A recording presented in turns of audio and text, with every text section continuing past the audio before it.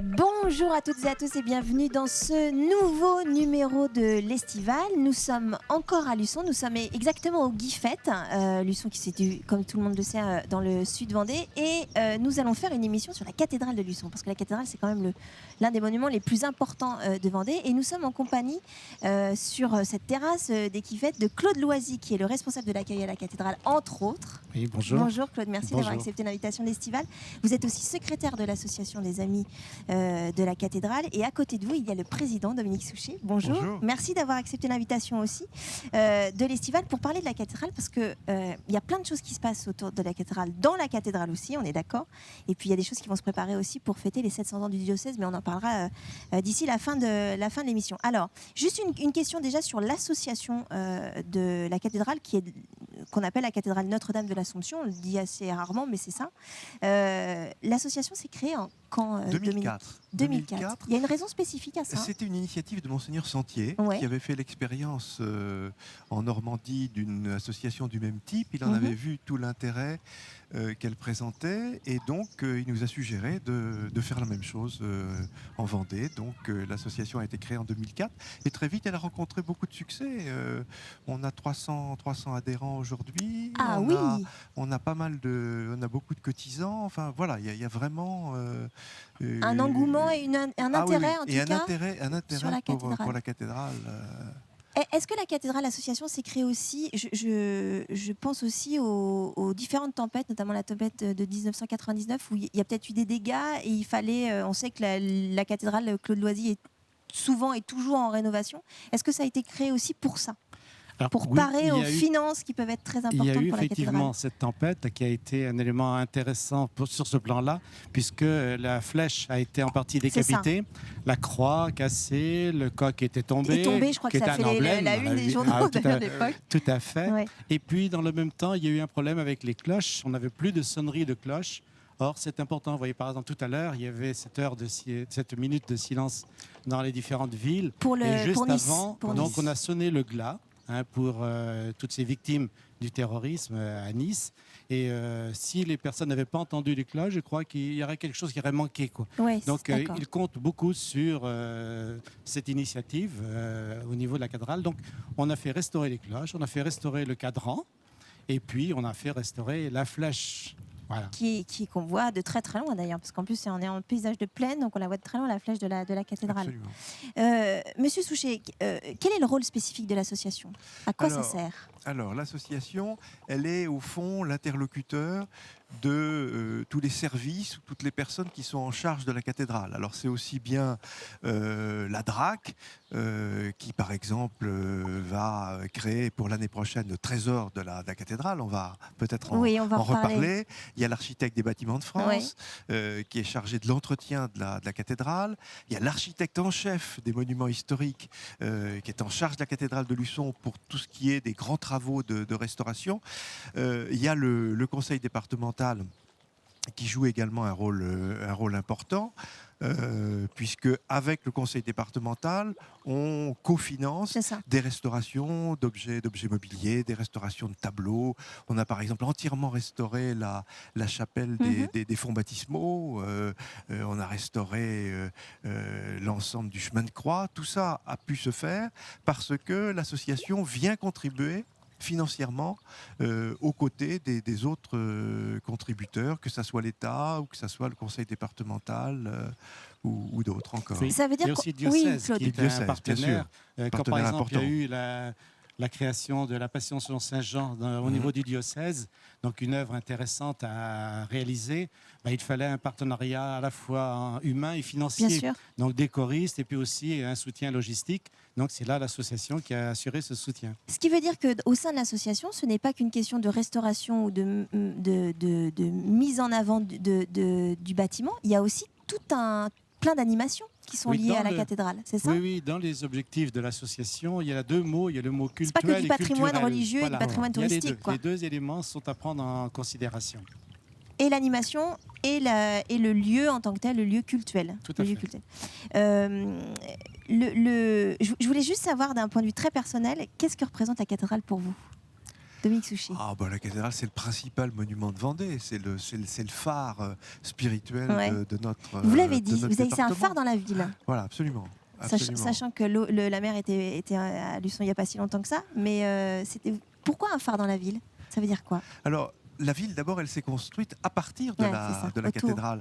C'est ça qui en fait, au fond, quelque chose d'assez exceptionnel.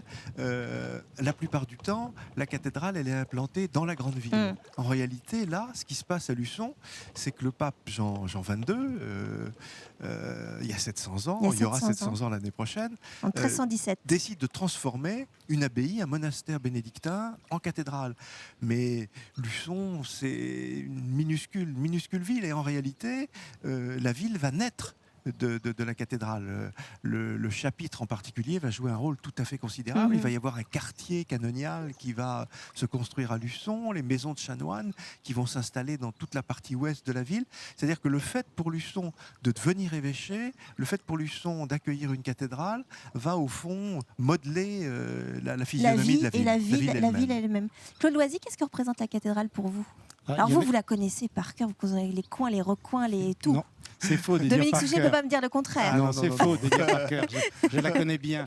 Mais je reprendrai une expression de nos évêques, c'est que la cathédrale, c'est vraiment l'église mère du diocèse. Je reçois beaucoup de groupes de confirmants, par exemple, ou bien d'autres personnes qui sont liées à l'église. Il y a une expression que je n'emploie jamais. Je ne dis jamais ma cathédrale. Je dis toujours notre cathédrale. Parce que c'est la cathédrale de tous les diocésains, de tous les Vendéens. On doit s'y sentir accueillis dans cette cathédrale. Alors, c'est la raison pour laquelle, par exemple, cet après-midi, je vais, après cette émission, aller assurer un service, un temps de présence de 2 heures pour accueillir les touristes qui viennent et discuter avec eux de leur vie, de la cathédrale, de l'histoire de la cathédrale, de l'histoire de la paroisse, du diocèse. Voilà. Mais si vous ne l'aimiez pas ou si vous n'aviez pas une passion pour cette cathédrale, vous ne feriez pas ces temps de visite avec ces... Alors c'est vrai qu'elle a une richesse au niveau architecture. Soyez honnête. Qu'elle a une richesse au niveau du mobilier que j'aime beaucoup. C'est vrai qu'il y a eu tout un tas de réalisations qu'on a pu accompagner. Tout à l'heure, M. Souchet parlait par exemple du partenariat avec la DRAC, mais on a quand même été très impressionnés de voir un courrier, on n'écrit pas toujours des choses comme ça, dans lequel le responsable de la DRAC dit qu'il y a un certain nombre d'actions qui ont été menées parce qu'il considère que l'association est vraiment partenaire de la DRAC, de l'État. Dominique Souchet, est-ce qu'il y a un endroit dans la cathédrale qui vous plaît plus qu'un autre? Alors, il y a le chœur. Parce que ce qui est formidable dans le cœur de la cathédrale de Luçon, c'est que devant vous, vous avez tous les siècles. Vous avez le gothique parce qu'elle a traversé du XIIIe et du XIVe. Vous avez les stalles du XVIIIe, les boiseries du XVIIIe. Vous avez le nouvel hôtel de la fin du XXe siècle de Gucci. Et tout ça s'harmonise parfaitement. Il y a une beauté du cœur de la cathédrale de Luçon qui m'enchante et qui, je crois, enchante nos visiteurs, Claude. Claude Loisy, je vais vous donner la même question. Est-ce qu'il y a un endroit, pas... Moi, je vais sortir de la cathédrale. Je vais aller dans le cloître. Copiez pas sur M. Souchet. Le cloître, il est merveilleux. D'abord, c'est un lieu de paix. C'est vraiment l'origine d'ailleurs des cloîtres, un endroit qui était fermé, où on prenait le temps de s'asseoir, où on prenait le temps de se recueillir, de prier, puisqu'il y avait les tombes des moines qui étaient là. C'est un lieu qui est très beau sur le plan de l'architecture, l'architecture de la Renaissance. C'est un lieu où j'aime bien m'installer. D'ailleurs, je ne suis pas le seul, puisque combien de mariés viennent faire des photos dans le cloître, combien de familles se photographient dans le cloître. Donc, c'est un lieu aussi qui est important, quoi. Et puis, quand vous avez des célébrations, c'est intéressant aussi de voir la procession qui démarre dans le cloître au moment des communions, au moment des ordinations, etc. Est-ce que les gens ont l'envie et le désir de pousser la porte de la cathédrale? C'est un peu impressionnant, une cathédrale, quand même. Y en a pas, c'est vrai, on n'en visite pas forcément. Est-ce que les gens ont l'idée de pousser la porte et pas simplement de faire le tour? Oui, les personnes rentrent assez facilement dans la cathédrale quand ils viennent sur la place Leclerc. On a la chance d'avoir une place qui est juste à côté.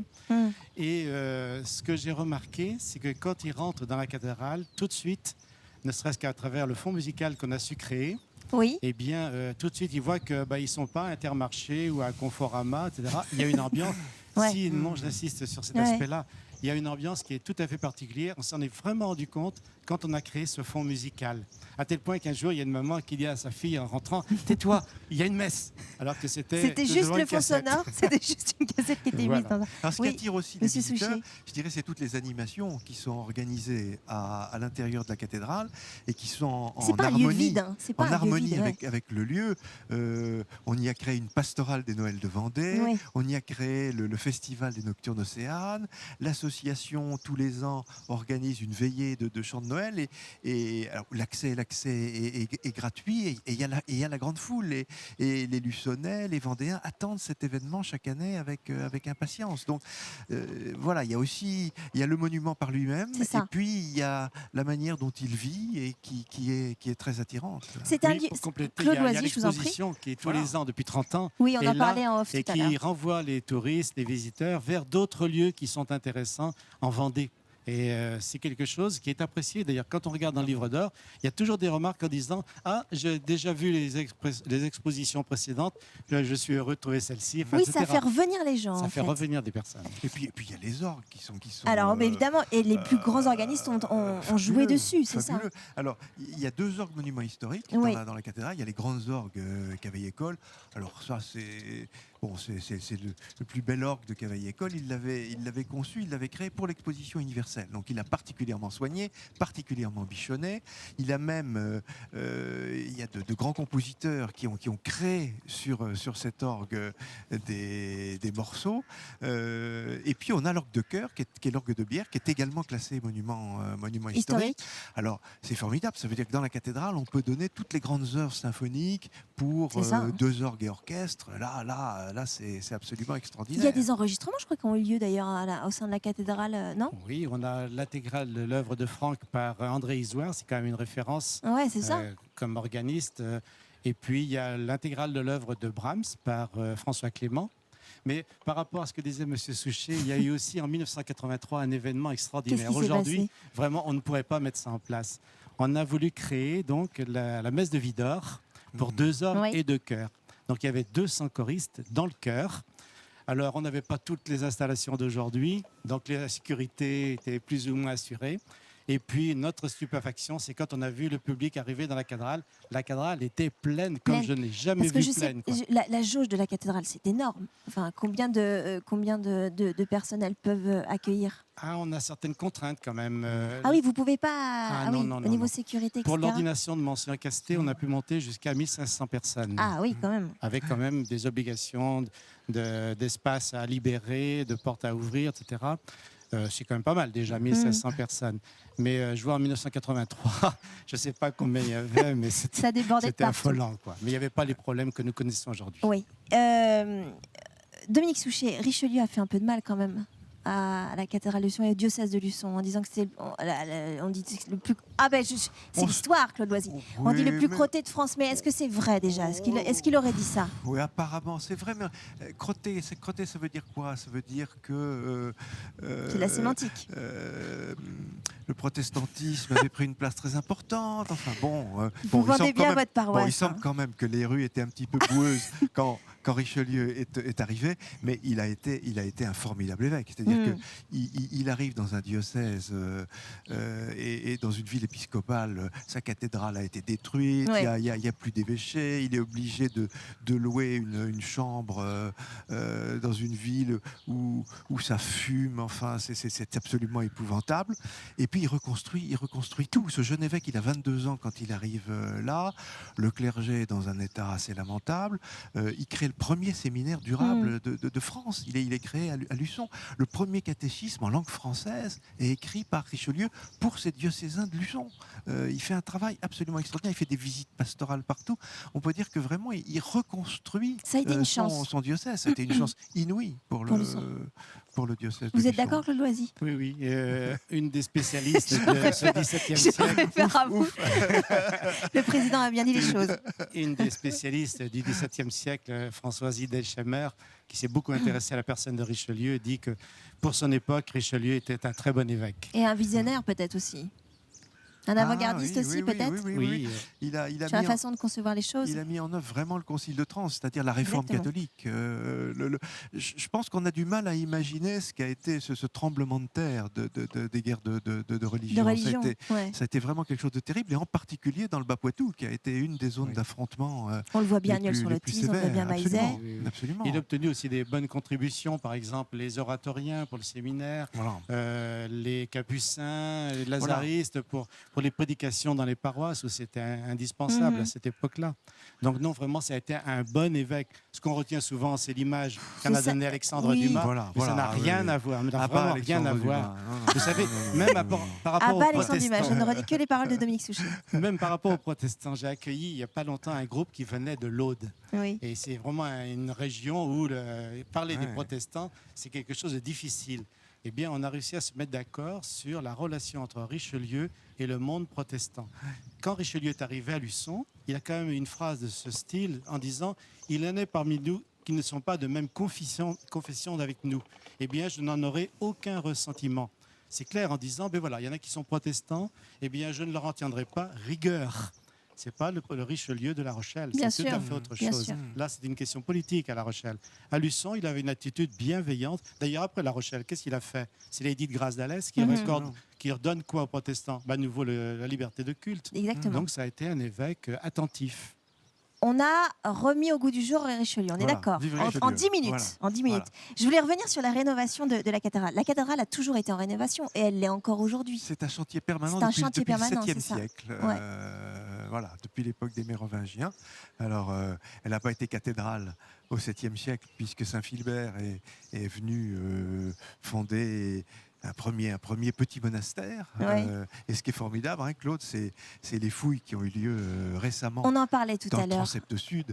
Et ça a été une merveille de découvrir des sarcophages de la moitié du 7e siècle, à peu près. Voilà. Donc, ce lieu, au fond, ça fait 14 siècles qu'on a à Luçon un lieu qui est à la fois un lieu monastique puis un lieu épiscopal. Exactement. Sans interruption pratiquement. Et ça, c'est exceptionnel. Oui. Et quand vous dites, au point de vue historique, il m'arrive de dire à des touristes que la cathédrale, c'est un peu le résumé de l'architecture en France. Parce qu'on trouve à la fois du roman, on trouve du gothique classique, du gothique flamboyant, du gothique de la Renaissance, du classique avec la façade, du néo-gothique avec la flèche. Donc on trouve les grands courants artistiques français. Et au niveau des fouilles archéologiques, on en parlait tout de suite. Je suppose que dès que les bâtiments de France mettent une pioche par terre, etc., vous trouvez des choses. Ça doit être compliqué aussi de gérer un site comme celui de la cathédrale. En 1908, quand ils étaient en train de refaire le dallage du chœur, dont parlait M. Souchet tout à l'heure, ils ont eu un coup de pioche qui était un peu plus résonnant que les autres. Et donc, ils ont dit, il y a quelque chose ici. Et voilà, ils découvrent une crypte. On savait qu'il y avait une crypte dans la cathédrale, mais on ne savait pas où elle était. On ne savait pas dans quel état elle était. Donc, on se lance dans ces fouilles. Et puis, malheureusement, cette crypte-là, elle était vide. Mais n'empêche qu'elle est intéressante sur le plan de l'histoire. Ouais, c'est ça. Et là, donc, en 2012, ça a été un événement extraordinaire. Parce qu'il nous a donné des confirmations concernant par exemple l'église romane qui est antérieure à l'église gothique. Et maintenant, on sait que l'église romane était de dimension comparable à l'église gothique que nous connaissons aujourd'hui. Et Dominique Souchet, je reviens sur ma question. Gérer un site comme ça, c'est pas évident parce qu'il y a plein de facteurs. Vous en parliez tout à l'heure, mais il y a les bâtiments de France qui rentrent en compte, etc. C'est pas un site comme les autres sites. C'est pas un site comme les autres. Alors en plus, il y a des propriétaires différents. Il y a des propriétaires différents, bien sûr. Il y a l'État, il y a l'évêché, il y a la ville. Donc il faut gérer tout ça, le relationnel. C'est aussi un petit peu le rôle de l'association d'être l'interface un petit peu de tout le monde. En ce moment, là, on tâte un petit peu la municipalité pour qu'elle remette à l'occasion du 7e centenaire une belle illumination extérieure de la cathédrale, parce qu'on a eu une illumination splendide, mais il faut à nouveau qu'on retrouve ça. Il faut que vraiment cette cathédrale qu'on voit de très loin, de jour, il faut qu'on la voit aussi de très loin à la nuit. Vous nous parlez du trésor ? Alors, le trésor, un superbe projet. Il y a un vrai trésor. Et alors là, ça nous permet de rendre hommage à l'État. Parce qu'on tape souvent sur l'État quand il ne fait pas son boulot. Alors, quand il le fait, il faut le dire aussi. Bon, très bien. Et là, Richelieu, l'État. L'État à notre demande. L'État à notre demande, parce qu'il y a... Voilà, il y a un superbe trésor à Luçon, il y a une orfèvrerie tout à fait exceptionnelle, il y a des vêtements sacerdotaux. Oui, quand vous dites trésor, on est d'accord, c'est pas pièces d'or, c'est pas seulement les calices, c'est ça, c'est aussi les vêtements, c'est aussi les toiles, les portraits d'évêques, les boiseries. Mais pour l'orfèvrerie, on a eu beaucoup de chance en Vendée. Enfin, on a eu On a eu sous Louis XIV, parce qu'il y a eu 2 grands moments où on a envoyé à la fonderie les calices, les ciboires, tout ce qu'on pouvait. Oui. C'est Louis XIV, parce que voilà, l'État avait des besoins. Il n'y avait plus de sous dans les caisses. Et alors là, les curés vendéens ont été formidables. Ils ont caché les ciboires et tout ça. Non, on n'a rien du tout. On peut rien donner. Et puis évidemment, pendant la Révolution, où là sont les prêtres réfractaires qui ont caché. Donc du coup, on a une orfèvrerie tout à fait exceptionnel. Et donc on va pouvoir le revoir ce trésor. Alors on va pouvoir présenter tout ça. Il y a beaucoup de choses à mettre en place dans un espace qu'on voudrait être un petit peu plus grand, mais ça fait rien. Le plan qui a été imaginé à la fois par la DRAC et puis par la conservation des antiquités et objets d'art est un plan épatant parce que ça sera un trésor beaucoup plus vivant que dans d'autres cathédrales. On veut pas... Bon, mais quand même. Ce sera mieux à Luçon. Ça sera mieux à Luçon. On est d'accord. En un mot, ça sera mieux à Luçon. Voilà, disons les choses telles qu'elles sont. Ailleurs, alors vous avez des collections de ciboires, des collections de calices, des collections d'ostensoirs. Bon, tandis que là, pas du tout.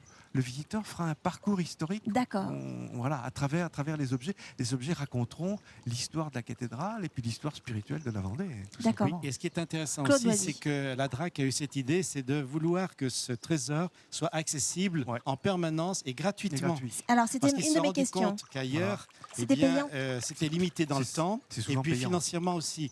Et ils disent que c'est dommage d'investir, parce que c'est un gros investissement, d'investir tant d'argent et pour si peu d'utilisation. Tandis que là, ça sera ouvert en permanence, alors sous le contrôle bien sûr de l'affectataire, c'est-à-dire le diocèse, mais en réalité la paroisse. On parle des 700 ans, c'est l'année prochaine, c'est en 2017. Là, on va parler des 700 ans du diocèse. Alors, c'est aussi Maillezais, hein. On fait le lien aussi avec Maillezais.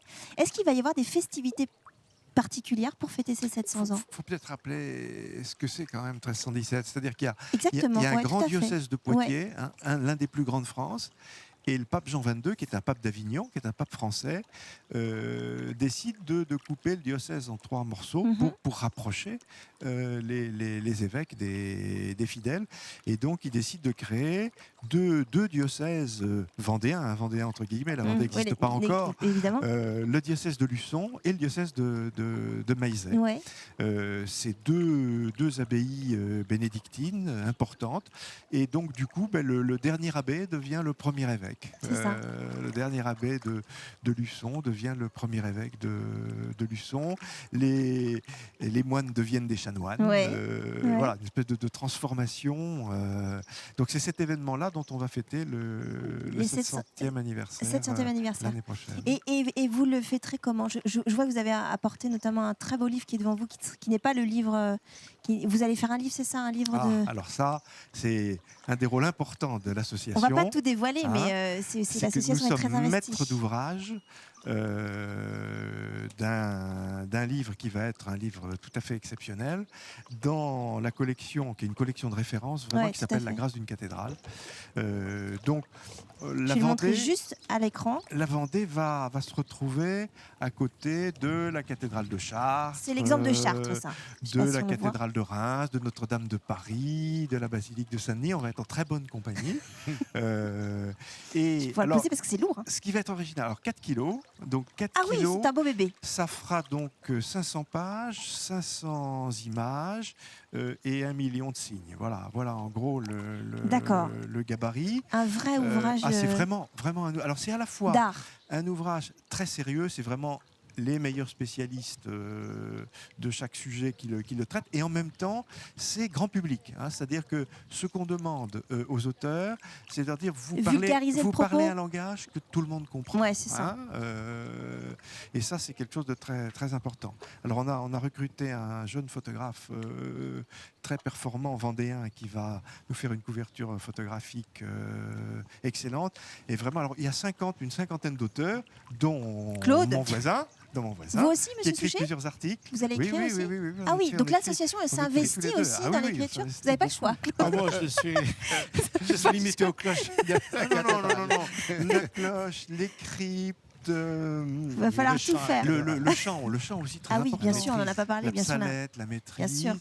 Et puis, alors, l'éditeur veut innover avec le livre sur la Vendée il veut en quelque sorte prendre le lecteur par la main et lui faire visiter à travers une série de photographies l'édifice avant qu'on rentre dans le vif du sujet. Très bien.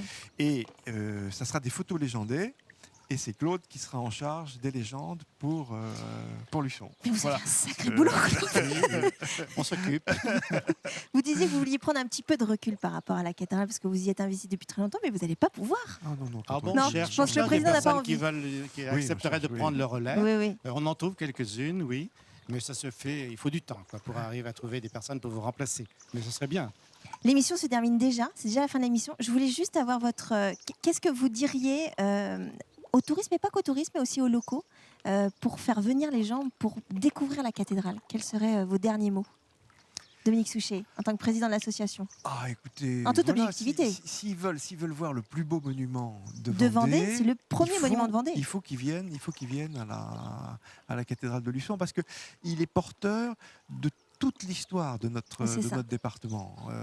On en parlait tout à l'heure, voilà, depuis l'époque des Mérovingiens jusqu'à aujourd'hui, sans interruption. C'est extraordinaire. Donc, il y a une profondeur chronologique. Quand on visite la cathédrale, on parcourt les siècles. Claude, pour moi, la cathédrale est lumière. Et des journées comme aujourd'hui, on a la chance de voir une cathédrale qui évolue tout au long de la journée. Exactement, tout à fait, avec les vitraux, avec la couleur de la pierre, la blancheur de la pierre calcaire. Vraiment, on est toujours émerveillé par la cathédrale. Et je suis frappé de voir combien de touristes sont sensibles à ce point-là. Qu'est-ce qu'elle est lumineuse. En tout cas, merci beaucoup d'avoir accepté l'invitation de l'Estival. Ça a été un vrai plaisir. Je ne saurais vous conseiller que d'aller voir la cathédrale de l'extérieur et à l'intérieur aussi, de rencontrer Claude qui pourra vous faire même une visite. Claude Loisy, merci beaucoup. C'est la fin de cet Estival. On se retrouve très vite pour un nouveau numéro.